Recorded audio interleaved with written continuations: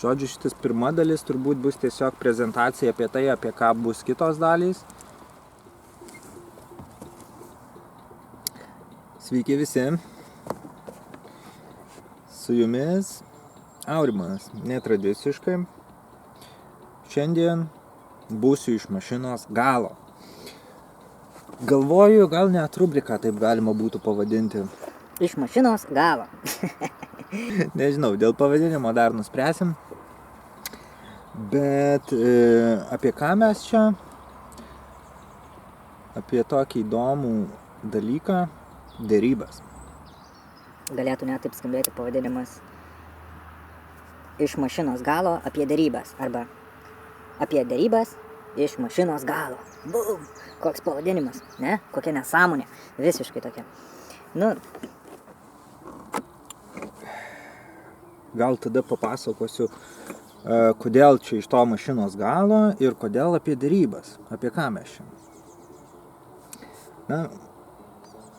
Daug mes praleidžiam šiais laikais transporto priemonėse, automobiliuose, mašinuose, kitose transporto priemonėse, autobusuose, ten dar, žodžiu, visų nevardysiu. Esmė, kad automobiliuose mes dažnai būname ir ganėtinai, gal net taip nepriprantam, bet tai mūsų kaip ir tokia tęstinė kūno dalis, vietoj kojų atsiranda ratai, kur mes vairuojam ir tai tampa tokia kaip tęstinumas mūsų kūno. Gal todėl ir būna gaila, kai kas nors įsitrenkia į mašiną, ar ten kas nors jai nutinka, taip pat reikia remontuoti, prižiūrėti, labai visi myli tas mašinas, juk ten džiaugiasi savo naują tą transporto priemonę, ją čiusto, visai puošia ir taip toliau.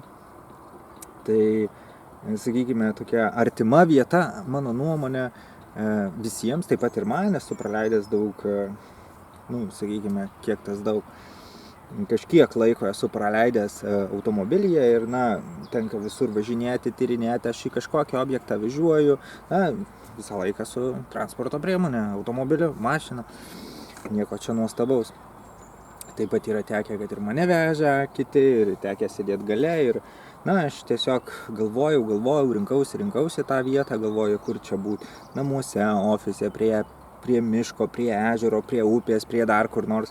Aš čia užvažiavau ant tokio kalno, pasirinkau ir, taip pasirodė tokia tiesiog vieta įdomi ir kodėl ne priekyje, nes, tiesiog priekyje dažniausiai pasirinkamas toks aktyvusis būvis, kaip susikaupęs, o kiek mano paauglystė, prisiminimai, vaikystė, reiškiasi, aš toks atsipalaidavęs būdavau dažniausiai gale. Automobilio mašinoje važiuojant, užmigdavau, tas toks ūžimas, supimas, kaip lopšyje, o pats galas tai toks asocijuojasi man su atsipalaidavimu, kad, tiesiog toks kaip chill, toks relax, nereikia rūpintis, toks easy flow ir panašiai, tokia būsena. Tai, tokia transporto priemonė mašinoje, kodėl tas pasirinkimas, sakykime, gal tokia dėl chill būsenos, ne? Ir tai, kad visi mums tai įprasta vieta, tai, galbūt tiek.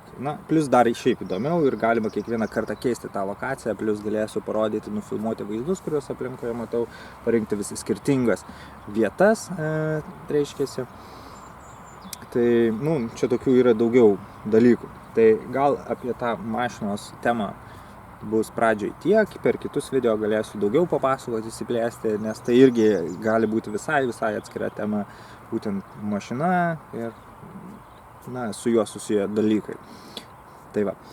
O kitas, dėl ko mes čia ir iš tikrųjų susirinkome, esminis dalykas yra derybų tematika. O derybos tai,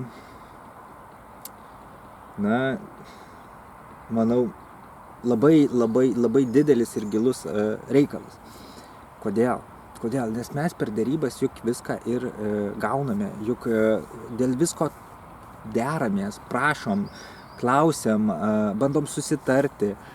Ir mano seno buvo toks, kaip čia pasakyti, noras susitarti su žmonėm dalykus. Ir ne visada pavykdavo. Ir aš ieškodavau sprendimų visą laiką, tartis, prašyti ir ieškoti, kaip čia būtų galima padaryti, kad tie žmonės elgtųsi kaip aš noriu, kaip aš siūlau. Vaikystėje, paauglystėje, žaidžiant kiemo žaidimus, sugalvodavau, siūlydavau idėjas ir tai buvo jau pirmieji mano derybų tokie pamatai, įgūdžių formavimas. Vėliau visi turbūt dėl darbo, dėl studijų, reiškiasi, tarimaisi ir pastebėjau tokius įdomius jausmus. Iš tikrųjų, derėtis, ne visada yra malonu. Kartais netgi baisu, kartais netgi paranoja, baimė, daugybė neigiamų jausmų. Ir tą supratęs, kad, kažkaip neturi būti, juk mes neturime bijoti. Per derybas galime juk daug ko pasiekti. O bijoti, derėtis, aš tiesiog maniau ir dabar manau, kad nėra gerai. Tikrai nėra gerai. Tai iš to gimė mano paties motyvacija mokintis apie tai, pažinti komunikacijos meną, pažinti daugybę įvairių specifikų, kas susiję su, žmonių tokių kaip ir įkalbinėjimų, susitarimų, tą poveikį kažkokį atlikti, kad mano tie prašymai būtų išpildyti. Kas nenori, kad būtų jūsų prašymai išpildyti, atsakykit, kas nenori, kas to nenori. Aš manau, visi nori, mes čia tam ir susirinkome žemėje, kad būtų mūsų norai ir prašymai pildomi. Čia, ne tik čia, bet, tarėmės, prašom, juk tai viskas, man atrodo, apie tai. Viskas apie tai susiję, jog mūsų įnoriai, norai būtų išpildomi.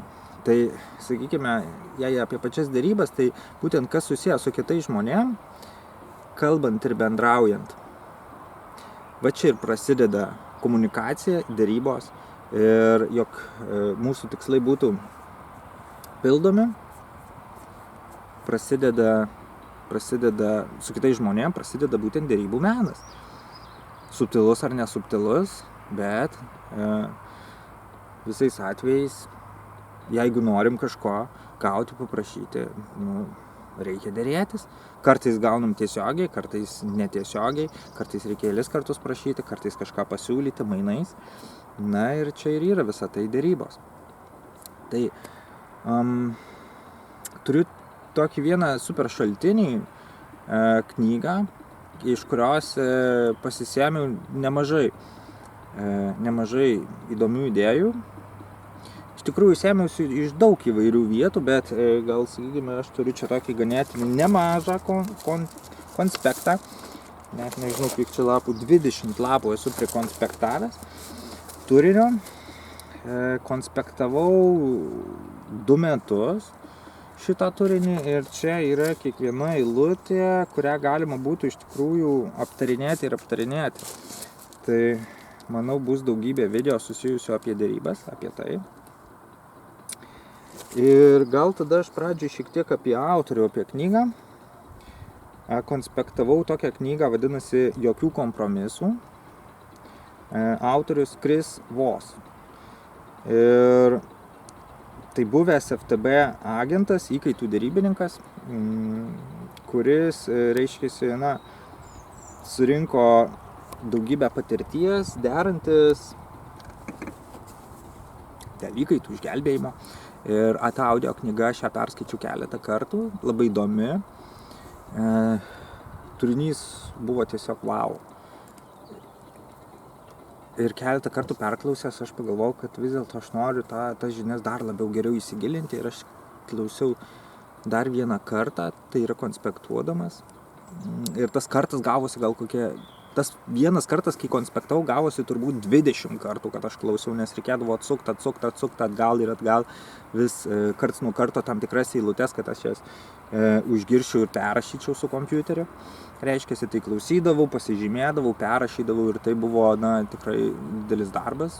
Pradžioj štenais praklausiau dalį tos knygos konspektuodamas ir gal po keletos mėnesių iš tikrųjų labai stipriai pavargau, nes tai sekinantis darbas.